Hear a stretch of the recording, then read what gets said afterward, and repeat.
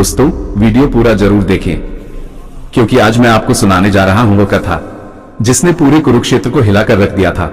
जिस दिन धरती थर्रा उठी थी, आकाश गरज उठा था और हर योद्धा ये सोचने पर मजबूर हो गया था कि अर्जुन की प्रतिज्ञा सिर्फ शब्द नहीं, आग है, धर्म की अग्नि, प्रतिशोध का ज्वालामुखी।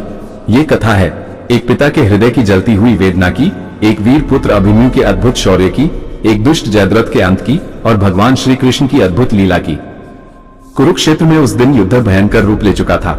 अर्जुन किसी कारणवश रणभूमि के एक छोर पर थे और उनकी अनुपस्थिति में द्रोणाचार्य ने वो रचना बनाई जिसे भेदना हर किसी के बस की बात नहीं, चक्रव्यूह। पांडव सेना चिंतित थी। तभी आगे आता है 16 वर्ष का एक युवा वीर अभिमन्यु, अर्जुन का लाडला परंतु सिंह जैसा हृदय रखने वाला योद्धा।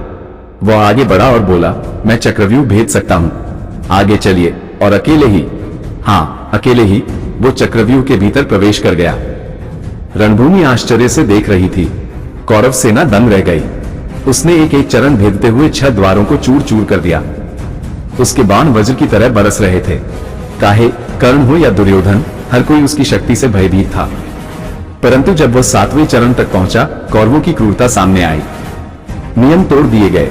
एक अकेले युवक पर 7 महारथी टूट पड़े, द्रोण, कर्ण, अश्वत्थामा, कृपाचार्य, शल्य, दुर्योधन और सबसे पीछे दुष्ट जयद्रथ। जयद्रथ ने पीछे से वार किया। अभिमन्यु निहत्था था, लेकिन वीर था। आखिरी सांस तक लड़ता रहा, परंतु अंत में उसके प्राण पखेरु उड़ गए। कुरुक्षेत्र शांत हो गया, जैसे हवाएं भी रो पड़ी हों, जैसे आकाश भी कह रहा हो। एक सूर्य अस्त हो गया जब यह समाचार अर्जुन तक पहुंचा। उनकी आंखों में आंसू नहीं, अग्नि जली। उनका श्वास शांत नहीं, अग्नि बन गया। उन्होंने गांडीव उठा, आकाश की ओर देखा और घोषणा की, यदि कल सूर्यास्त से पहले मैं जयद्रथ का वध न कर पाया तो प्रतिज्ञा पूर्वक अग्नि में प्रवेश कर प्राण त्याग दूंगा। ये शब्द सुनकर पूरी पृथ्वी जैसे थर्रा उठी। देवताओं तक ने चिंतित होकर पृथ्वी की ओर देखा। जयद्रथ डर गया। वो दुर्योधन के पास भागा। दुर्योधन ने उसे आश्वासन दिया, पूरी कौरव सेना तुम्हें छूने नहीं देगी। अर्जुन तुम्हारे पास पहुंच ही नहीं पाएगा। अगले दिन की सुबह जैसे रक्तिम अग्नि लेकर उगती दिखाई दी। अर्जुन रथ पर सवार हुए और श्री कृष्ण ने सारथी का स्थान संभाला। युद्ध शुरू होते ही अर्जुन बिजली की तरह दौड़ पड़े। सामने जो आया विनष्ट हुआ, लेकिन जयद्रथ सेना के भीतरी घेरे में छिपाया गया था। समय तेजी से बीत रहा था। सूर्य पश्चिम की ओर झुक रहा था। अर्जुन बेचैन हो उठे।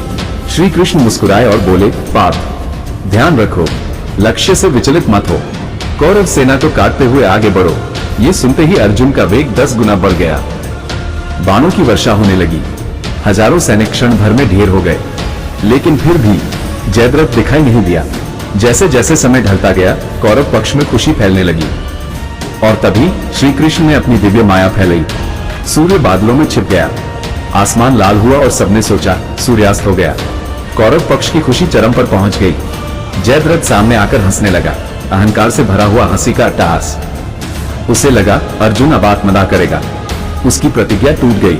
पर श्री कृष्ण ने अर्जुन की ओर देखा और बोले, पार्थ, देखो, सूर्यास्त नहीं हुआ है, तुम्हारा शत्रु सामने खड़ा है। उठाओ गांडीव। और उसी क्षण माया हट गई। बादल छट गए। सूर्य चमक उठा। जयद्रथ के पैरों तले जमीन खिसक गई। वह भागने लगा, पर अब देर हो चुकी थी। अर्जुन का क्रोध, उसका दुख, उसकी प्रतिज्ञा, सब एक बाण में बदल गए। श्री कृष्ण ने फिर कहा, पार्थ, सावधान रहो। जयद्रथ के पिता ने उसे वरदान दिया है कि जो उसका सिर जमीन पर गिराएगा, उसका सिर भी 100 टुकड़ों में बिखर जाएगा। उत्तर दिशा में 100 योजन दूर उसका पिता तप कर रहा है। तुम्हारा बाण ऐसा चले कि जयद्रथ का सिर उसकी गोद में जा गिरे। अर्जुन ने ध्यान लगाया, श्वास रोकी, गांडीव पर बाण चढ़ाया। आकाश भी थम गया, धरती भी थम गई और फिर तूफान का बाण चला। बाण ने जयद्रथ का सिर धड़ से अलग किया और वज्रवेग से उड़ता हुआ सीधे उसके पिता की गोद में जा गिरा। घबराकर जैसे ही वह उठे, सिर जमीन पर गिर पड़ा और वरदान के अनुसार उनका सिर भी 100 टुकड़ों में बिखर गया।